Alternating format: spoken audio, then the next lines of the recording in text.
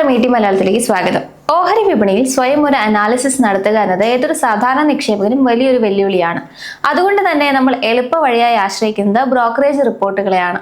പക്ഷേ ഈ റിപ്പോർട്ടുകൾ തുറന്നു നോക്കിയാലോ, സങ്കീർണമായ കണക്കുകളും ഗ്രാഫുകളും മാത്രം. ഒടുവിൽ നമ്മൾ ആ ടാർഗറ്റ് പ്രൈസ് മാത്രം നോക്കി തീരുമാനങ്ങൾ എടുക്കും. എന്നാൽ ഒരു റിപ്പോർട്ട് എങ്ങനെയാണ് ഒരു കമ്പനിയെ ശരിക്കും വിലയിരുത്തുന്നത്? ആ അക്കങ്ങൾക്ക് പിന്നിലുള്ള ലോജിക് എന്താണ്? ഓഹരി വിപണിയിലെ സങ്കീർണമായ കണക്കുകളെയും കമ്പനികളുടെ പ്രകടനത്തെയും ലളിതമായി വിശകലനം ചെയ്ത് തയ്യാറാക്കുന്ന രേഖകളാണ് റിസർച്ച് അനലിസ്റ്റ് റിപ്പോർട്ടുകൾ. ഒരു കമ്പനിയുടെ സാമ്പത്തിക സ്ഥിതി, ഭാവിയിലെ വളർച്ചാ സാധ്യത, വിപണിയിലെ വെല്ലുവിളികൾ എന്നിവയെല്ലാം ആഴത്തിൽ പഠിച്ച ശേഷമാണ് വിദഗ്ധരായ അനലിസ്റ്റുകൾ ഈ റിപ്പോർട്ട് തയ്യാറാക്കുന്നത്. നിക്ഷേപകർക്ക് ഒരു ഓഹരി വാങ്ങണോ, വിൽക്കണോ, അതോ കൈവശം വെക്കണോ എന്ന് തീരുമാനിക്കാൻ ഈ റിപ്പോർട്ടുകൾ വലിയ സഹായം നൽകുന്നുണ്ട്.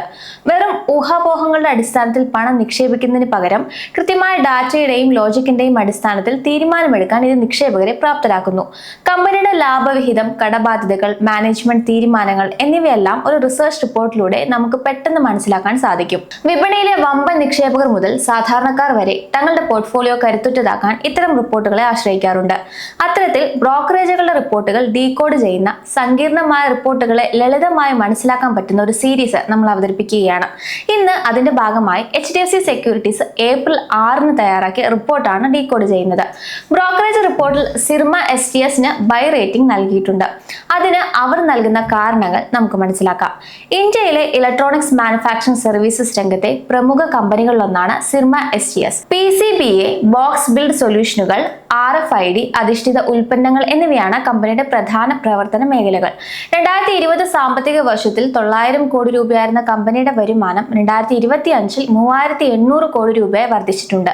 അതായത് 34% മികച്ച വളർച്ചാ നിരക്ക് കമ്പനി കൈവരിച്ചു. ഇതേ കാലയളവിൽ പ്രവർത്തന ലാഭവും അറ്റാദായവും യഥാക്രമം 19%, 13% വീതം വളർച്ച രേഖപ്പെടുത്തിയിട്ടുണ്ട്.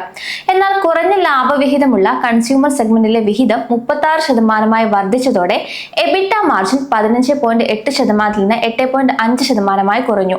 20-ലധികം രാജ്യങ്ങളിൽ സാന്നിധ്യമുള്ള സിർമയ്ക്ക് മൊത്തം വരുമാനത്തിന്റെ 23% ലഭിക്കുന്നത് കയറ്റുമതിയിലൂടെയാണ്. തങ്ങളുടെ ശേഷി വർദ്ധിപ്പിക്കുന്നതിനായി കഴിഞ്ഞ കുറച്ച് വർഷങ്ങളായി കമ്പനി പല ഏറ്റെടുക്കലും നടത്തിയിട്ടുണ്ട്. സിർമ നടത്തിയ തന്ത്രപരമായ ഏറ്റെടുക്കലും സംയുക്ത സംരംഭങ്ങളും കമ്പനിയുടെ ബിസിനസ് വിപുലീകരണത്തിൽ നിർണായക പങ്ക് വഹിച്ചിട്ടുണ്ട്.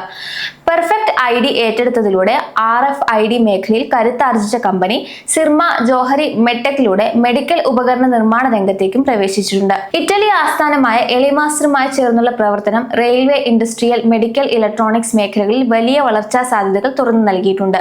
കൂടാതെ പ്രീമിയർ എനർജി സഹകരണത്തിലൂടെ എനർജി സ്റ്റോറേജ് സിസ്റ്റം രംഗത്തും എൽക്കം ഇന്റഗ്രേറ്റഡ് സിസ്റ്റംസ്, നാവികോം ടെക്നോളജി എന്നിവയിലെ ഭൂരിഭാഗം ഓഹരികൾ സ്വന്തമാക്കിയതിലൂടെ പ്രതിരോധം, മാരിടൈം, ഇലക്ട്രോണിക്സ് മേഖലകളിലും സിർമ തങ്ങളുടെ സാന്നിധ്യം ശക്തമാക്കിയിട്ടുണ്ട്. കൂടാതെ ദക്ഷിണ കൊറിയൻ കമ്പനിയായ ഷിൻഹ്യൂബ് ഇലക്ട്രോണിക്സുമായി ചേർന്ന ഒരു PCB നിർമ്മാണ യൂണിറ്റ് കമ്പനി ഇപ്പോൾ സ്ഥാപിക്കുന്നുമുണ്ട്.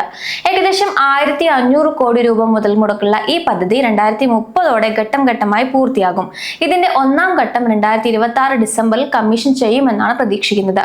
2025 സാമ്പത്തിക വർഷത്തിലെ വരുമാന വിഹിതം നോക്കാം. കൺസ്യൂമർ മേഖലയിൽ നിന്ന് 35%, ഇൻഡസ്ട്രിയൽ മേഖലയിൽ നിന്ന് 29%, ഓട്ടോമോട്ടീവ് മേഖലയിൽ നിന്ന് 22%, ഹെൽത്ത് കെയർ മേഖലയിൽ നിന്ന് 8%, IT, റെയിൽവേ മേഖലകളിൽ നിന്ന് 6% എന്നിങ്ങനെയാണ് കോൺട്രിബ്യൂഷൻ ഉള്ളത്. ആഭ്യന്തര കയറ്റുമതി വിപണികളിലെ പുതിയ ഉപഭോക്താക്കൾ, പുതിയ ഉൽപ്പന്നങ്ങൾ, സംയുക്ത സംരംഭങ്ങൾ, ഏറ്റെടുക്കലുകൾ എന്നിവയിലൂടെ എല്ലാ മേഖലകളിലും ശക്തമായ വളർച്ച HDFC സെക്യൂരിറ്റീസ് ഇപ്പോൾ പ്രതീക്ഷിക്കുന്നുണ്ട്. ഓട്ടോമോട്ടീവ്, ഇൻഡസ്ട്രിയൽ, പ്രതിരോധം, റെയിൽവേ, കയറ്റുമതി എന്നിവയായിരിക്കും കമ്പനിയുടെ പ്രധാന വളർച്ചാ ചാലകങ്ങൾ. ചുരുക്കത്തിൽ ശക്തമായ വളർച്ചാ സാധ്യതകൾ, വൈവിധ്യമാർന്ന ഉപഭോക്താക്കൾ, മികച്ച ബാലൻസ് ഷീറ്റ് എന്നിവ കണക്കിലെടുത്താണ് ഓഹരിക്ക് HDFC സെക്യൂരിറ്റീസ് മുന്നേറ്റം പ്രതീക്ഷിക്കുന്നത്. മാത്രമല്ല ഈ മേഖലയിൽ HDFC സെക്യൂരിറ്റീസിന്റെ ടോപ്പ് പിക്കും കമ്പനിയാണ്. ഇനി നമുക്ക് റിപ്പോർട്ട് മാറ്റി നിർത്തി കഴിഞ്ഞ കുറച്ച് വർഷങ്ങളിലെ സാമ്പത്തിക പ്രകടനം നോക്കാം.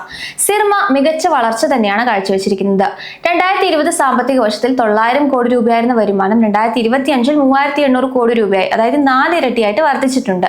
ഇവിടെ 34% CAGR വളർച്ച തന്നെയാണ് കാണിച്ചിരിക്കുന്നത്. 2022-25 കാലയളവിൽ ഈ വളർച്ച 44% ഉയർന്നിട്ടുണ്ട്. 2020-25 കാലയളവിൽ പ്രവർത്തന ലാഭവും അറ്റാദായവും യഥാക്രമം 19%, 13% വളർന്നിട്ടുണ്ട്. 2022-25 കാലയളവിൽ ഇത് യഥാക്രമം 37%, 34% എന്നിങ്ങനെയും മെച്ചപ്പെട്ടിട്ടുണ്ട്. എങ്കിലും കുറഞ്ഞ ലാഭവിഹിതമുള്ള കൺസ്യൂമർ സെഗ്മെന്റിലെ സാന്നിധ്യം വർദ്ധിച്ചതിനാൽ എബിഡ മാർജിൻ 2020-ലെ 15% നിന്ന് 2025-ൽ 8.5%-ആയി കുറഞ്ഞിട്ടുണ്ട്.